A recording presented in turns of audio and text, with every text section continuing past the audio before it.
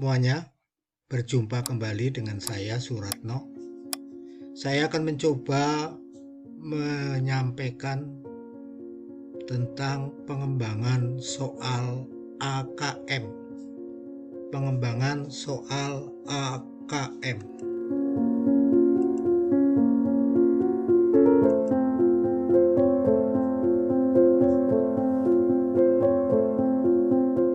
AKM, Asesmen Kompetensi Minimum, merupakan penilaian kemampuan minimum yang dilakukan kepada peserta didik.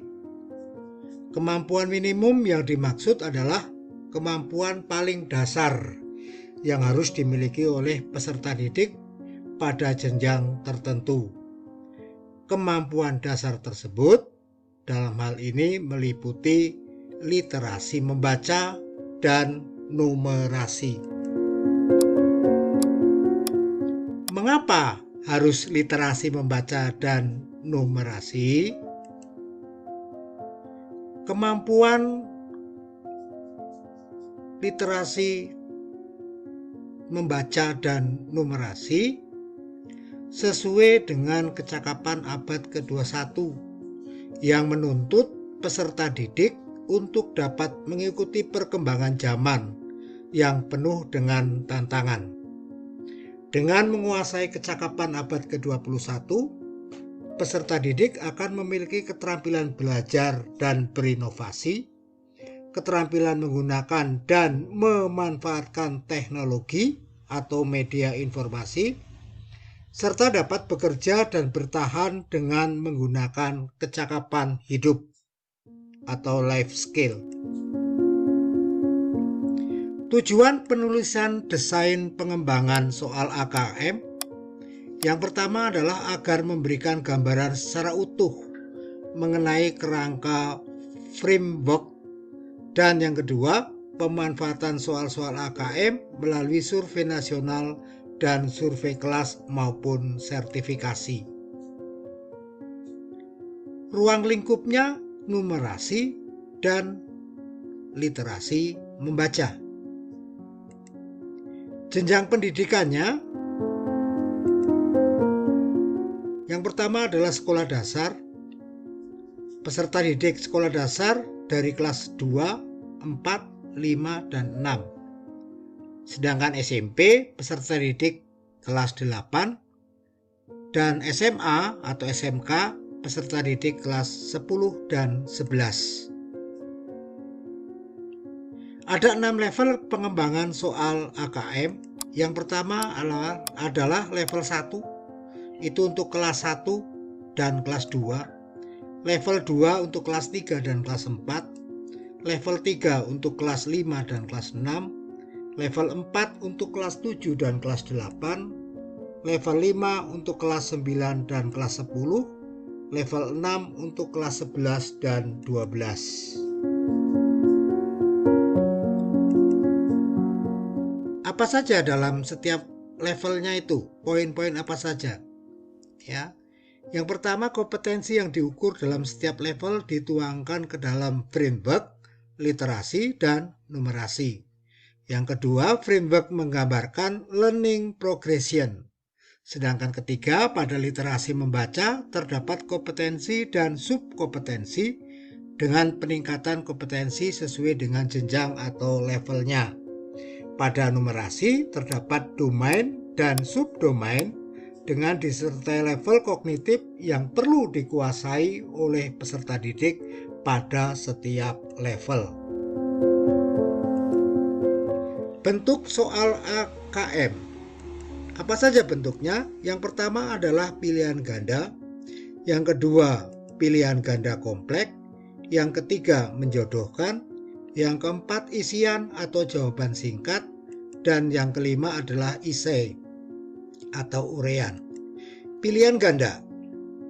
Soal pilihan ganda terdiri atas pokok soal dengan beberapa pilihan jawaban.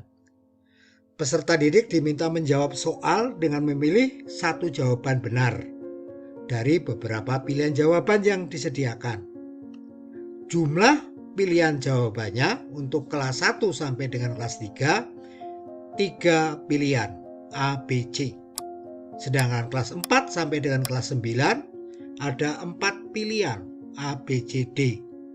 Dan yang terakhir kelas 10 sampai dengan kelas 12 ada 5 pilihan A, B, C, dan E.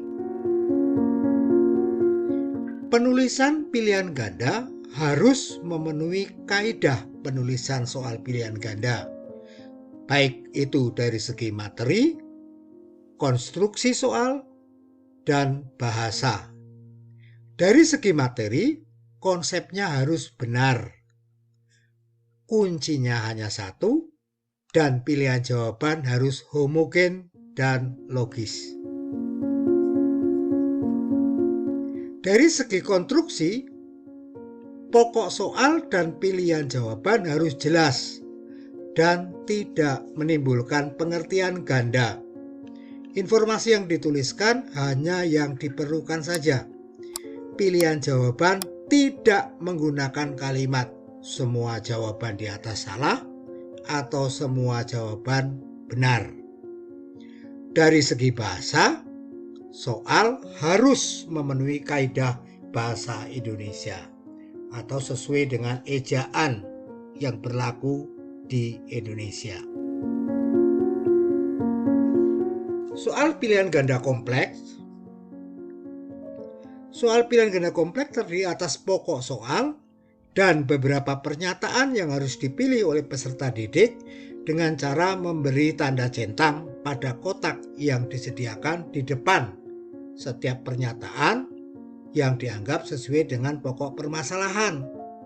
Pada pokok soal, pada kolom ya atau tidak, benar atau salah, atau pilihan-pilihan yang sesuai.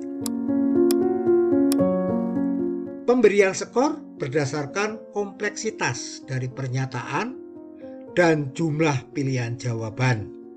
Apabila jumlah pernyataan 3-5 dan pilihan jawabannya 2, benar, salah, ya, tidak, berubah, tidak berubah, atau yang lainnya, maka penskorannya 1 atau 0. Artinya, skor 1 bila semua jawaban benar, dan skor 0 bila ada jawaban salah. Skor 0 bila ada jawaban salah. Apabila jumlah pernyataan lebih dari 5 dan pilihan jawaban lebih dari 2, hewan, tumbuhan, mikroorganisme, pagi, siang, malam, kota, kabupaten, kecamatan, desa, hijau, merah, dan seterusnya, maka penskorannya 210. Diberi skor 2 apabila menjawab semuanya benar, kelima-limanya. Diberi skor 1 bila salah 1 atau 2 yang benar. Diberi skor 0 bila salah lebih dari 2. Jadi dari 5 ini kalau salahnya itu lebih dari 2, skornya 0. Menjodohkan.